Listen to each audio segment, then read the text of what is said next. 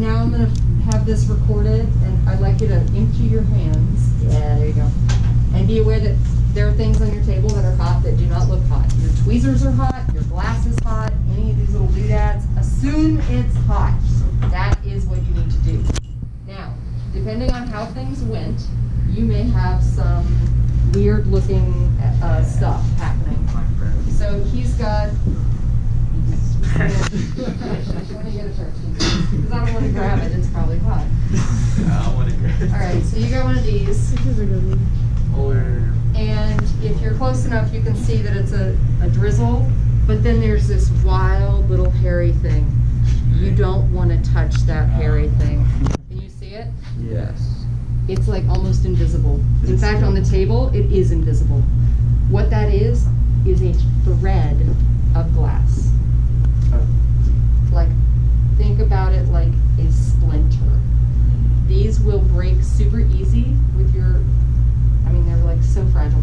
And then you've got glass splinters in your skin that are invisible. Ooh. It is very uncomfortable. I have had this. So be really thoughtful about wiping tables with hands and try to avoid ever having glass pulled so thin that it makes a little thread. If you get a thread like this, you want to put it in there. I can still see it. I'm just gonna like get it in there. So, and don't leave threads for your neighbors because nobody wants that. No, you won't die from a glass splinter, but it's really uncomfortable. Okay, and so I see, if you want to join us over on this side, that might make more sense. I'm sorry. I feel like I'm not teaching you because you're over there. We also have some crumbles. Assume these are hot. If you're working and your hand is free and you have a chunk of glass fly off, Yeah. sorry about that, and you have a chunk of glass fly off and you know it's hot, just go ahead and drop it in there and get it out of your way.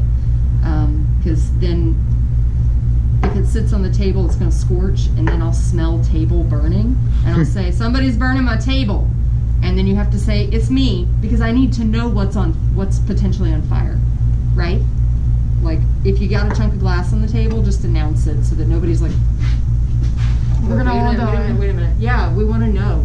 Same thing if it falls on the floor. The floor has a distinctive, horrible vinyl smell that's probably very, very bad for you to inhale. And so we try to pick up any burning chunks off the floor immediately because it smells absolutely horrible, and it's very bad for you.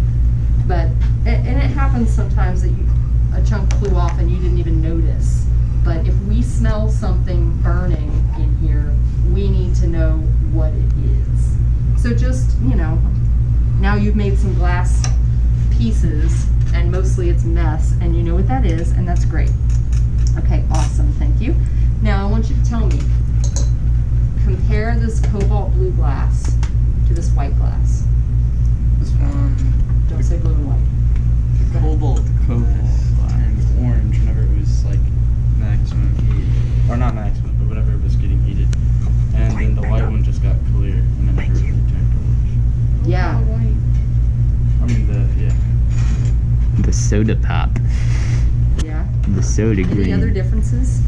The white one moved a lot more. It moved a lot more. Yeah. Do you have some? Let's come up with some language for that. It was extra viscous. It was viscous or viscous? Viscous. Viscous. I thought viscous was thick. Viscosity is technically the resistance to flow. So it is thick. Yep. Viscosity is resistance to flow. So the blue glass, and in general, your transparent colors, this is transparent, you can see through it, light passes. They tend to be stiffer, right, when you work them. They require more heat for the same amount of movement as the opaque colors, in general, not universally. But it's a very good example of a classic stiff, transparent glass, okay? The white glass is, obviously, it's opaque. When you heat it, it is transparent, it's clear. It has a very different look to it. This glows orange, and you can tell by how orange it is, how hot it is, and therefore how soft it will be. Like, you can read the heat. This kind of just goes from white to clear, and then it goes from solid to liquid, right? It'll drip. Did anybody have a drip? Mm-hmm. But not with this one. Mm-mm. Just with this one. So it behaves very differently. So what you need to take from this is you're not going to know how the glasses behave until you've built up that experience, right? Mm-hmm. In general, I just saw my little child run. They get off that bus early. early. Here she comes. Ready? Hey, chicken, what's up? I came early. What's kicking, chicken? Okay, well, just come on in, I guess. In general, transparent, stiff. In general, opaque, and white is about the softest they get.